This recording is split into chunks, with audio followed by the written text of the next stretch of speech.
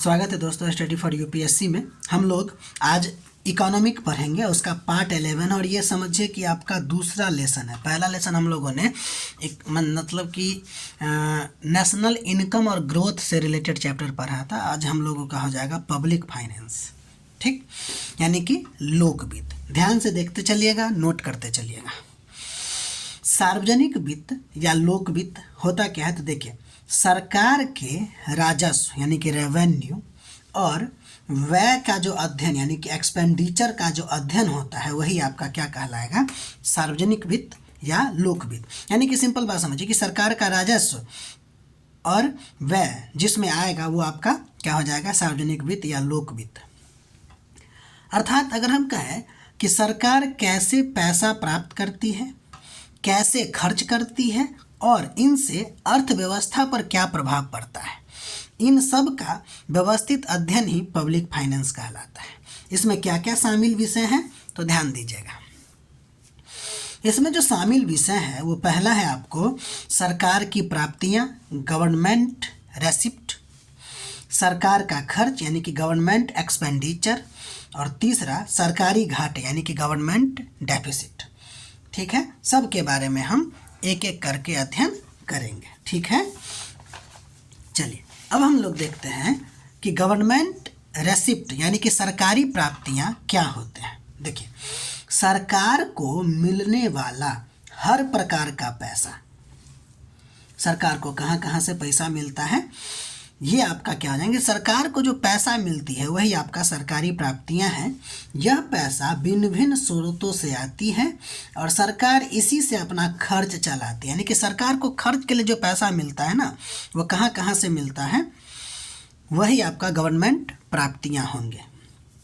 अर्थात government receipt मतलब सरकार को प्राप्त कुल धनराशि। ठीक, अब देखिए इसको हम लोग दो प्रकार से बांटेंगे। सरकार को जो राजस्व की मतलब सरकार को जो पैसा की प्राप्ति होगी वो दो तरीके से होगी।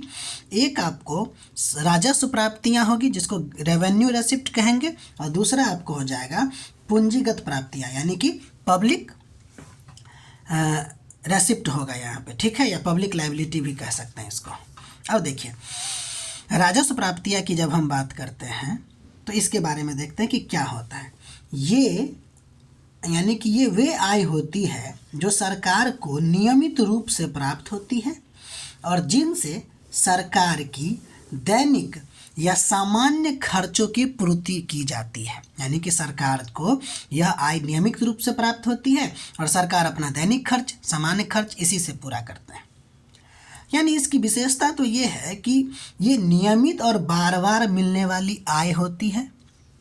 दूसरा, सरकार खर्च चलाने में इसका उपयोग करती है।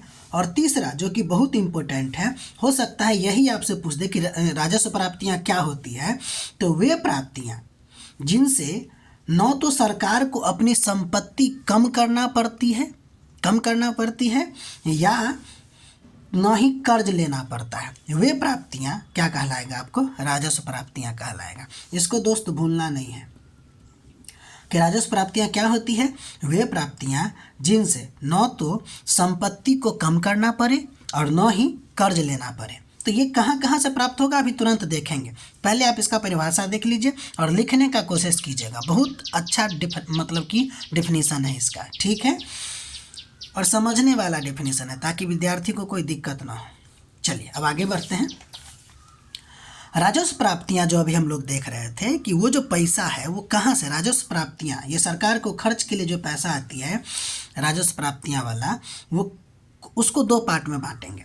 पहला कर राजस्व यानी कि टैक्स रेवेन्यू जो हो जाएगा वो क्या आ जाएगा आपको राजस्व प्राप्तियां में, और दूसरा गैर कर राजस्व यानी कि नॉन टैक्स रेवेन्यू उसमें आएंगे।